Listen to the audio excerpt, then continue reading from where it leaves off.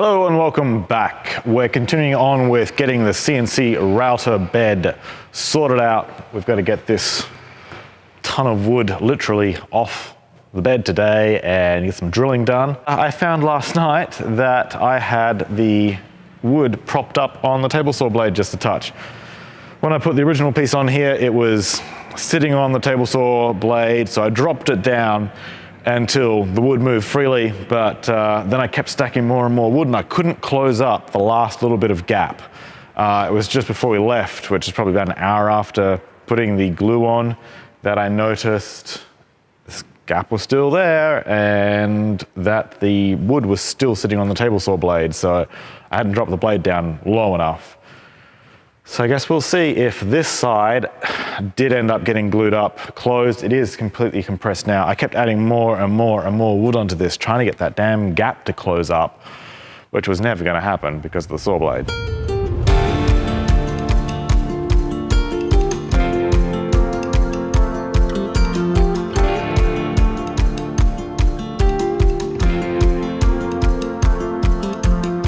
Well, it looks like it's glued together securely. It's not as flat as I was quite hoping, but that's what surface milling cutters are for, so we'll have to surface this with the router, obviously.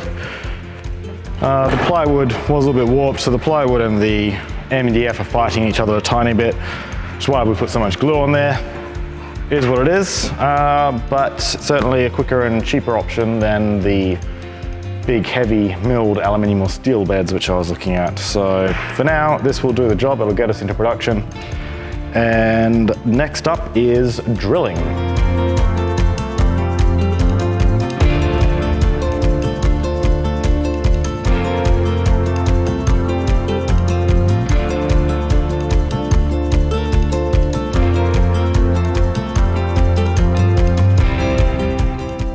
To get the bolts in, I'm going to have to take this end plate off so I can slide them into the T-slot.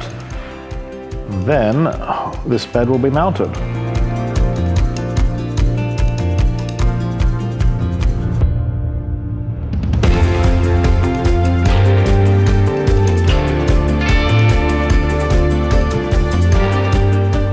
Well, that is the bed finally installed. It is nice and solid.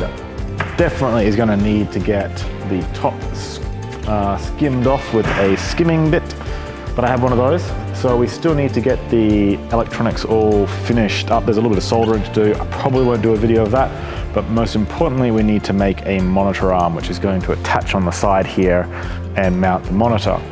That's going to be probably one of the next videos we've got to do, and once that's done we should be able to get this up and running once we reconfigure Mac 3 for my different input pins for everything. We've got the chiller running. Chiller's running on the back power point, which we added in the last video with the CNC wiring. We've got the lights under the gantry all going. We've got a 12-volt drop here for once we've cut our new dust collector hood attachment thing. It's all looking really good. If you'd like to join us for the monitor build and other projects, shop improvements, please go ahead and hit subscribe. Hit the bell for notifications so you get alerted when it comes up. If you've got any ideas, any suggestions for improvements and such, leave a comment below. I haven't mounted the T-slots themselves yet. I'll be doing that once the surface is skimmed. I don't want to go mangling those if I screw up the G-code. It's happened before. It'll happen again. So thank you very much for watching and have a fantastic day.